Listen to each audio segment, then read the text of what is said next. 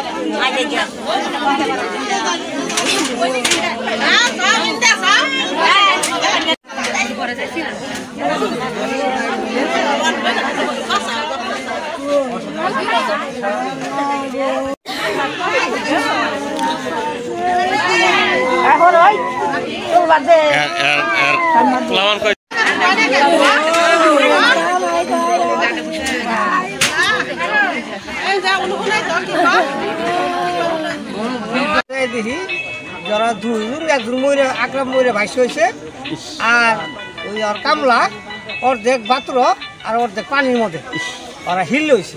ওই ছাড়া বাতর তলে হিল হয়েছে।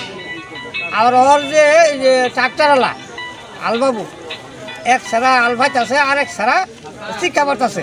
আমার খালি কাহা গো এই যে আকরাম মরে গেছে, আকরাম মরে গেছে, এই কারেন্টের মধ্যে পড়ছে, কারেন্টের মধ্যে পড়ছে। ওরা আমি বললাম তুই আর নামিস, ও মরছে তুই আর নামিস, তুইও মরবি, কারেন্টের খাতি করতো না।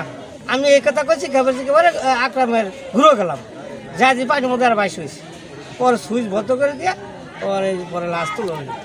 হ্যাঁ, আকরাম চাউল ব্যবসায়ী, তিনি জমিতে পানি নেওয়ার জন্য লাইন টেনে যে ব্যবস্থা করেছিল, সেখানে তার সঙ্গে আরেকটা লোক ছিল।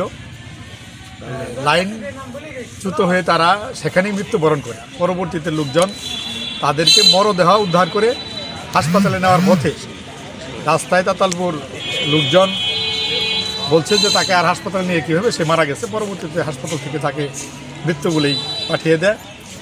এটা সম্পূর্ণ অপমৃত্যু, তারা দুজনই অপমৃত্যু হিসাবে আমি যতটুকু শুনেছি এবং প্রশাসনিকভাবেও তারা দেখতেছে এটা অপমৃত্যু। তিনি একজন ভালো